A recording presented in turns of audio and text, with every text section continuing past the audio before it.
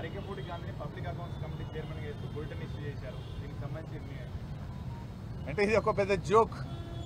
ప్రతిపక్షానికి పిఎస్సి ఇవ్వడం అనేది, ప్రతిపక్షానికి పబ్లిక్ అకౌంట్స్ కమిటీ ఇవ్వడం అనేది ఆనవాయితీ. అరికపూడి గాంధీ గారిని కాంగ్రెస్ పార్టీలో చేర్చుకున్నారు కదా, మీరే కండువా కప్పింది కదా. అంటే కాంగ్రెస్ పార్టీని పిఎస్సి చైర్మన్గా చేయడం అంటే ఈ రాష్ట్రంలో ప్రజాస్వామ్యాన్ని ఖూనీ చేస్తున్నారు. ఇలా రాహుల్ గాంధీ గారు చేతిలో రాజ్యాంగాన్ని పట్టుకొని నీతి వ్యాఖ్యలు చెప్తున్నావు కదా, నీ నీతి వ్యాఖ్యలన్నీ డొల్ల. రాహుల్ గాంధీ మాటలన్నీ నీటి మూటలు. రాహుల్ గాంధీ గారు, మీకేమన్నా నీ చేతిలో పట్టుకున్న కాన్స్టిట్యూషన్ మీద గౌరవం ఉంటే తక్షణమే నీ ముఖ్యమంత్రి రేవంత్ రెడ్డిని ఆదేశించు. కేంద్రంలో ఇదే పిఎస్సి ఎవరు తీసుకున్నారు?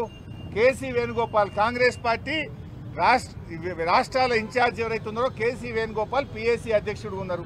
మీరు ఎవరికి ఇచ్చిండ్రు?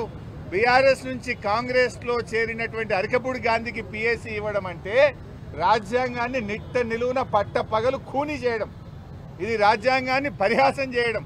ఇవాళ రాహుల్ గాంధీ గారికి కాన్స్టిట్యూషన్ గురించి మాట్లాడే నైతిక హక్కే లేదు. ఇక